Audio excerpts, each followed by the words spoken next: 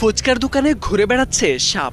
রাস্তার ধারের ফুচকা দোকানে প্রায় অবিশ্বাস্য কিছু ঘটনা ঘটে। কখনো বিক্রেতা নোংরা হাতে, আবার কখনো টয়লেট ব্যবহার করে হাত না ধুয়েই দুই হাতে ফুচকা বানাতে দেখা যায়। তবে এবার ফুচকা প্রেমীরা সাক্ষী হলেন ফুচকা দোকানে সাপের ভয়ঙ্কর কাণ্ডে।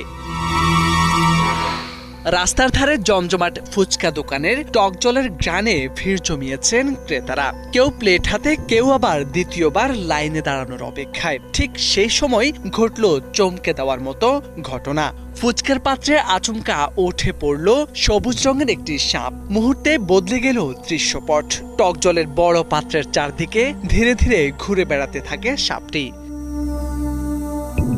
কেউ আতঙ্কে দূরে সরে যান, কেউ আবার ভিডিও করে পোস্ট করে সামাজিক যোগাযোগ মাধ্যমে। ফুচকা খাওয়ার আনন্দ মুহূর্তেই পরিণত হলো লোমহর্ষক দৃশ্যে। স্থানীয় এক বাসিন্দা প্রথমে পানির বোতল দিয়ে সাপটিকে ধরার চেষ্টা করেন, কিন্তু তাতে কাজ হয়নি। সাপটি বারবার ফুচকার পাত্রেই ঢোকার চেষ্টা করতে থাকে।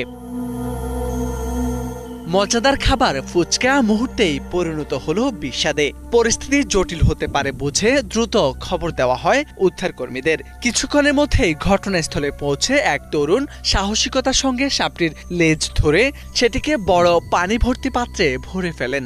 ঘটনাটি ঘটেছে ভারতের মহারাষ্ট্রের পালঘর জেলার ভিরার এলাকায়। জানা গেছে, সাপটি উদ্ধারের পর সেই দোকান থেকে আবারও ফুচকা খেয়েছেন অনেকেই।